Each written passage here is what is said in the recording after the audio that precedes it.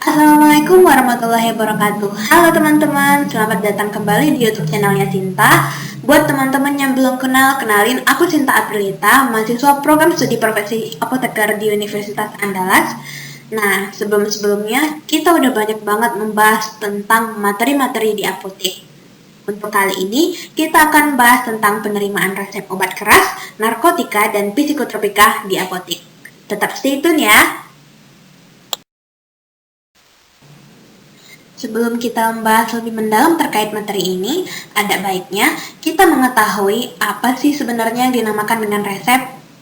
Nah, menurut Kemenkes RI nomor 1197 Menkes SK 10 2004, resep adalah permintaan tertulis dari dokter, dokter gigi, dokter hewan kepada apoteker untuk menyediakan dan menyerahkan obat bagi penderita sesuai peraturan perundang-undangan yang berlaku. Biasanya, jika ada resep yang datang ke apotek, maka resep tersebut akan dilakukan pelayanan resep. Pelayanan resep adalah semua proses dari screening resep, penyiapan, dan penyerahan resep. Tujuan dilakukan pelayanan resep ini, yang pertama, memastikan semua proses dalam pelayanan obat, golongan narkotika, psikotropika, dan obat keras memenuhi undang-undang yang berlaku. Yang kedua, memastikan pengeluaran obat aman dan akurat. Nah, di dalam melakukan screening resep obat keras, yang pertama sekali kita lakukan adalah melakukan pemeriksaan terhadap kelengkapan administrasi. Yang kedua, melakukan pemeriksaan terhadap kesesuaian farmaseutik. Yang ketiga, mengkaji pertimbangan klinis. Dan yang keempat, mengkonsultasikan ke dokter apabila terdapat masalah di dalam resepnya.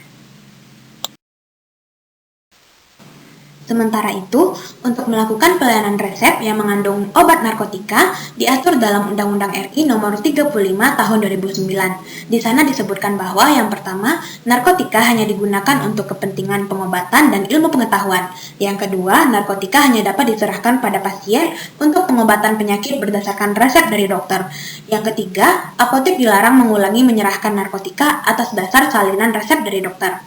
Di dalam catatan pelayanan resep narkotika, rumah sakit, apotek, pusat kesehatan masyarakat, dan balai pengobatan hanya dapat menyerahkan narkotika kepada pasien berdasarkan dari resep dokter.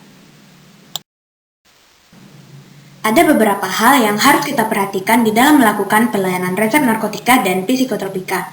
Yang pertama, resepnya harus ditulis tersendiri. Yang kedua, tidak boleh ada iterisasi atau pengulangan. Yang ketiga, dituliskan nama pasiennya secara jelas. Kemudian yang keempat, ada alamat pasien dituliskan dengan jelas. Yang kelima, aturan pakai atau signa ditulis dengan jelas. Untuk melakukan penyerahan obat narkotika dan psikotropika, kita harus meninjau beberapa hal di bawah ini.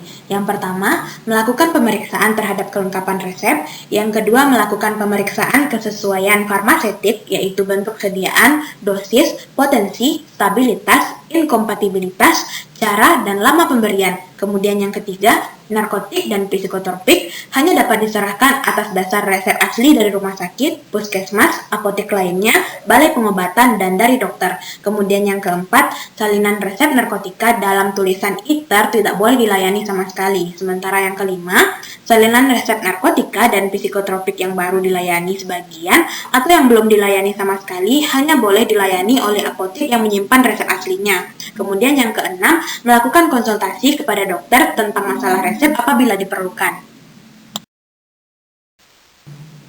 Berikut ini adalah alur dalam melakukan penyerahan obat narkotika dan psikotropika. Pertama sekali, kita melakukan pemeriksaan akhir kesesuaian antara penulisan etiket dengan resep sebelum dilakukan penyerahan. Kemudian melakukan pemanggilan nama pasien secara lengkap minimal 2 suku kata. Kemudian melakukan pengecekan identitas dan alamat pasien yang berhak menerima.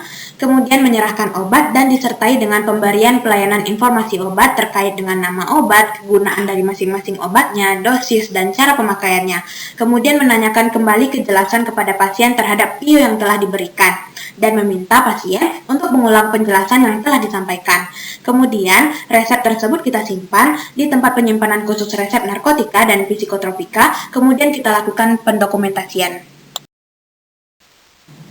Sementara itu, untuk melakukan pelayanan resep terkait dengan obat keras, ada beberapa poin yang harus kita perhatikan. Yang pertama, tidak boleh diserahkan tanpa resep dokter. Yang kedua, pada etiket dan bungkus luar dari obat jadi yang tergolong obat keras, harus kita cantumkan secara jelas tanda khusus untuk obat keras. Kemudian yang ketiga, di etiket ditambahkan peringatan merah, di mana tertulis harus dengan resep dokter.